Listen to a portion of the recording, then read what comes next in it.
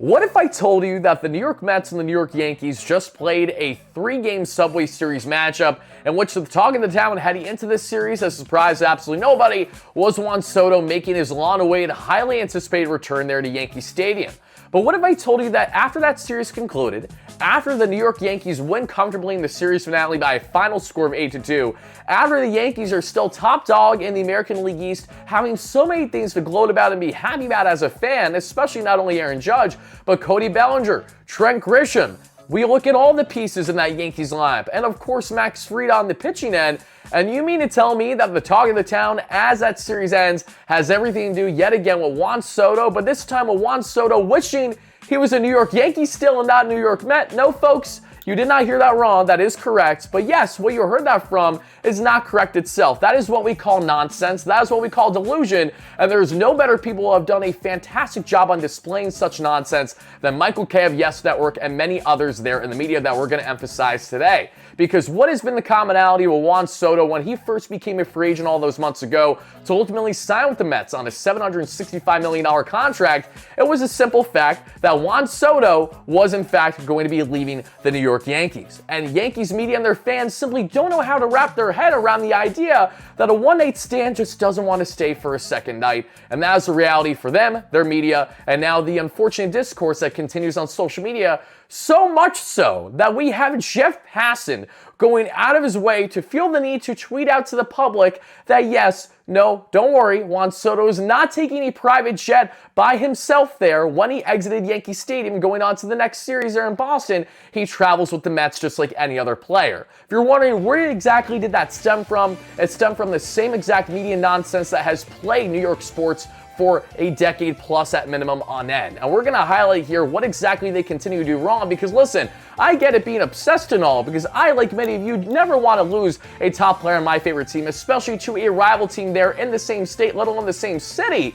But listen, this is not a homegrown talent. This is a one-night stand. This is another stop shop for Juan Soto entering his contract year that he knew very well he was not going to be a lock to return. He was going to be going wherever he felt most comfortable to go, and he signed with the Mets after having a fantastic 2024 campaign with the New York Yankees. And the fans loved him. They embraced him like never before. Aaron Judge loved him too.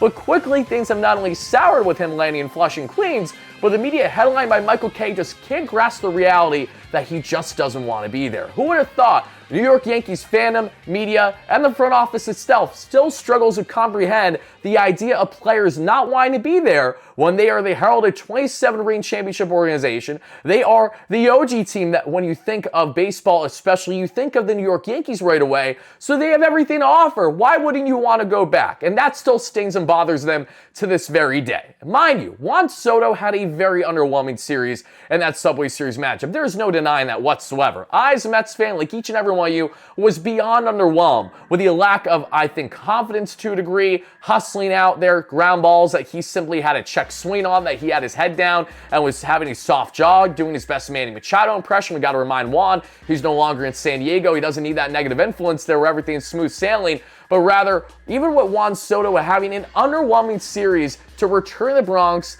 at Yankee Stadium against their fans, where Juan was trying to be professional, throwing out balls to fans in right field just for them to throw it back. He says, okay, I won't do that again, not a problem. He still gets on base 5+ times in the series, and he still has a OPS currently in the month of May at the time of this video coming out at an absolutely absurd 964. His career OPS is 947. Yeah, you mean to tell me that the same Juan Soto has a 964 OPS there after that Yankee Stadium series is a guy that wants nothing to do with the Mets and wants everything to do with the New York Yankees?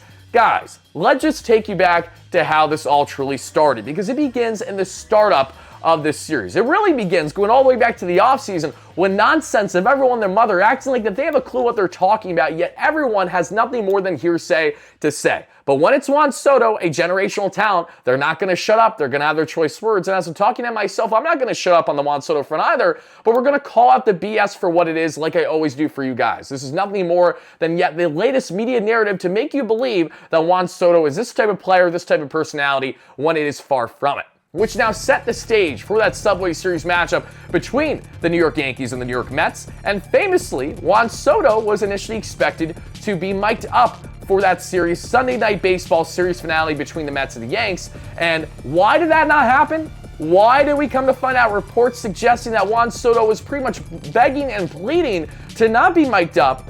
It's not just because of the fact of him being asked questions, but rather the context of said questions. Because when we talk about horrendous people in the New York market with its media having no clue absolutely whatsoever what to talk about other than trying to drive clicks and to frustrate Mets fans among others, we have to defer there to Mr. Buster Olney of ESPN, who has been an absolute no-name other than the fact that he gets to stir the pot every single year when it regards Mets topics. You will never find him getting any significant clicks on any other article or any other post that he makes on X, which has over 1 million subscribers, yet you really feel like a large portion of them are absolutely bots and nowhere to be seen.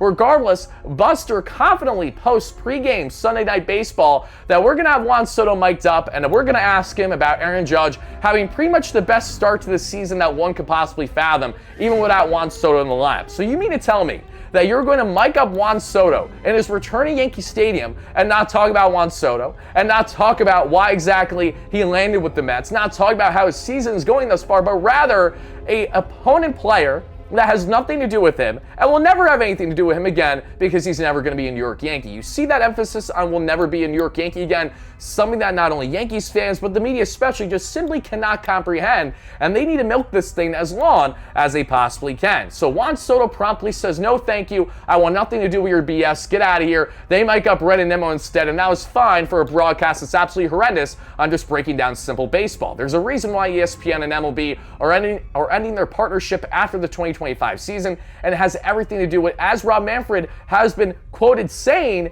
how much ESPN has really failed to broadcast and showcase the game and present the game consistently the way that they would like it to be. There is a clear divide, so they will be parting ways. Makes sense. Buster, count your days. We all know that by now. But as we get on from there, the series continues, and as I mentioned, Juan Soto was very underwhelming. And as a Mets fan, I, like every one of you, was too frustrated. I would have loved to see Juan Soto hit a bomb or two in Yankee Stadium to shut up all those fans. And even though he made some nice catches in right field that kind of did that to a degree, and had a single, there was nothing else to show. Some frustrating at-bat strike 3 calls and the lefty-lefty matchup against Max Fried especially, and then that was it for the series. And that's it. We move on with our lives and we get on to the next series. But here's the problem. Michael Kay didn't move on. He has not moved on. He's still upset. He still has the Juan Soto jersey in his closet that he wants to dust off and use at one point in his lifetime. But the problem is, for Michael Kay, and for anyone else in a Yankee jersey fandom that believes otherwise, is the reality that he's never going to be a Yankee again. So what does that mean? We have to push a narrative that Juan Soto is the worst humanly possible. Because not only did Michael Kay have some choice words to say on the front of Juan Soto, but we also heard Bob out of NewJersey.com that I'm not even going to bother to try to emphasize his last name because I feel like I'm going to butcher it, and it's not worth my time or effort or for you guys to listen. But what I will tell you is that Michael Kay had the audacity, the true audacity, to go out of his way this past day and state the following, which is that, no, Juan Soto did in fact want to return to the New York Yankees, but it was his family that were the heavy drivers as to why he should sign with the New York Mets. Mind you, this is famously the same Michael Kay that went all off-season long after Juan Soto signed with the New York Mets and said how it came down to solely money and nothing else to it. Juan Soto made his decision,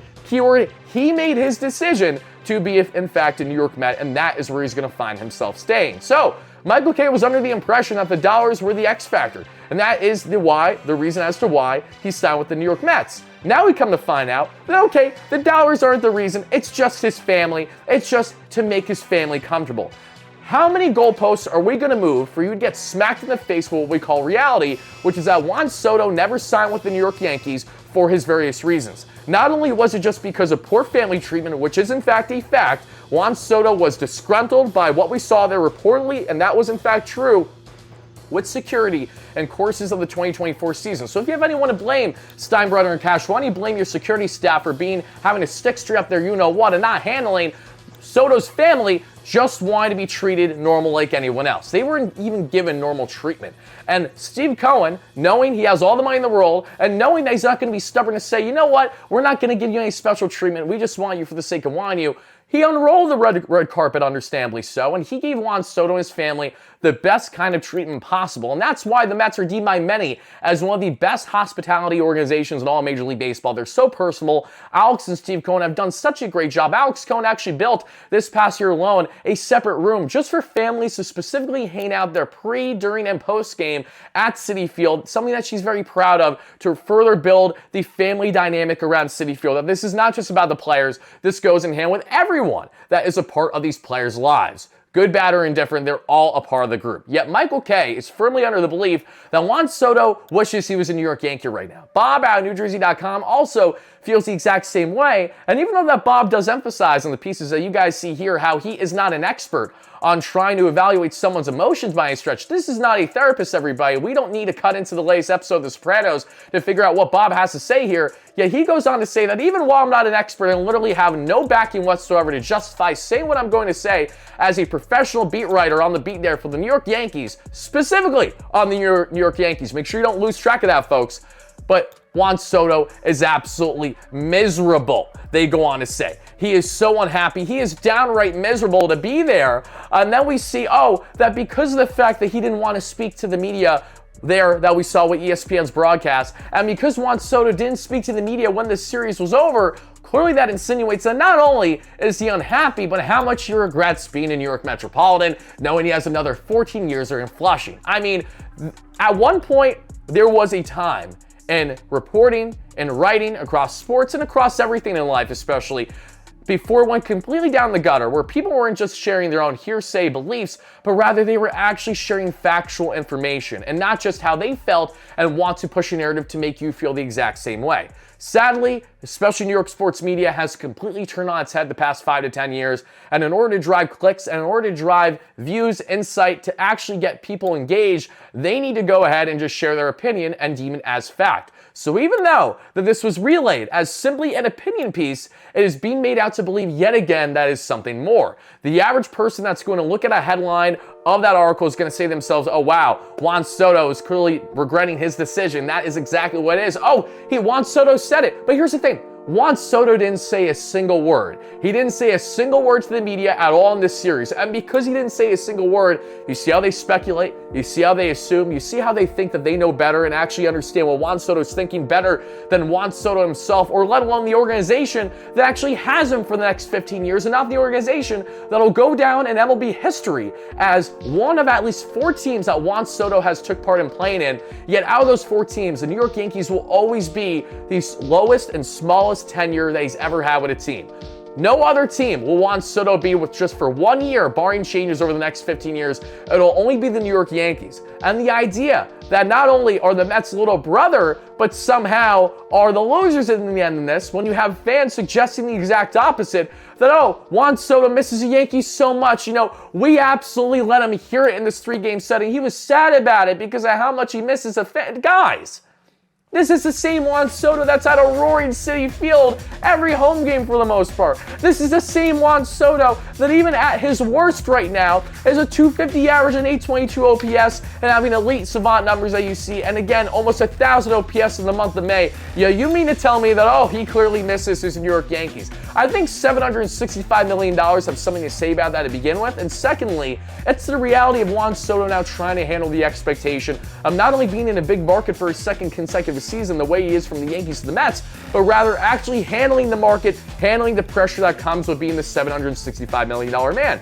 That's not an easy thing to do. I'm not surprised that we're going through the ebbs and flows with Juan Soto, even though I've been discouraged at times by them. It doesn't change the fact that he's human and he's going to go through these things. But the media and their narrative, they push these things so hard and it is so impactful. The same way that we have over 33,000 followers on the platform here, all because I'm just a Mets fan that has Mets fan takes for you guys to listen and either appreciate and agree with or disagree with, is exactly my point. I know the impact that I have on a lot of you guys on either your personal opinions, your viewpoint, among other things. And I don't see that as a flex, it's just the reality of being in the New York sports media market. Just know the impact that I've had on you guys also applies, if not greater, to some beat writers out there. People who, of course, are there with bigger organizations that have a lot to say, yet the fact that they're getting backing from these organizations as pretty much hit pieces that were supposed to be made as fact is just downright disgusting. So shame on Michael Kay, shame on Bob, and shame on all these other schmucks in the New York media that actually have the audacity to think that they know what is happening behind closed doors between the Juan Soto point of view when they were completely wrong from start to finish. Michael Kay was wrong from the start to the end, all offseason long, and what he thought was going to be the case in the New York Yankees and Juan Soto. He didn't believe it until pretty much it happened that Juan Soto signed with the New York Mets. And even then, he had to double check to make sure that that was in fact a reality. When you get into Bob, when you get into others in these spaces, the one commonality is that there is a sourism that comes with not only being a writer, a talking head, but also a fan at the end of the day. So naturally, if you are a diehard Yankees fan and you also write for them, or if you are a talking head, a radio head for them, or let alone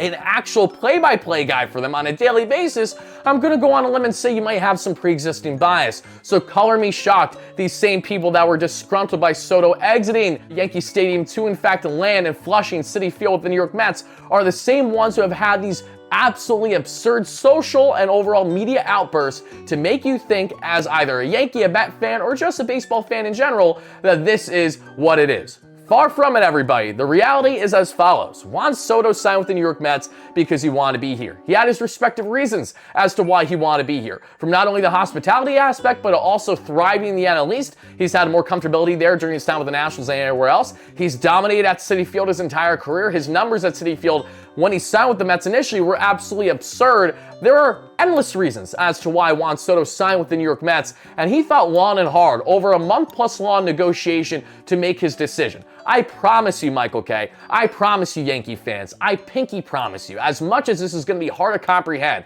and I know you're going to go in the comments and say what you have to say, and that's fine. It's okay to be wrong, something that you guys commonly do on a day-by-day basis here in the New York sports media, but let me relay the following. Juan Soto made his decision. He thought long and hard about it, and as far as we're concerned, he made the right decision. He is happy to be a New York Met, and as the year continues on, he will continue to thrive and blossom for this Mets team, and he will more than likely go down in the Hall of Fame in a New York Metropolitan hat and will be known as famously saying and famously being a part of a Yankee team that fell short in the World Series, not because of Juan Soto, but rather because of their captain, Aaron Judge, not helping lead the way. Folks, thank you all so much for watching. Please let me know all your thoughts in the comments down below on the Juan Soto front and just this continued nonsense from the media and its fans. I understand Yankees fans are going to act the way that they are. I completely get it. But the media is another thing, because the media is what fuels the fire to fan bases. The same thing goes not only with with Michael Kay, the same thing goes with my friends who I love at SNY, the New York Post, to a degree.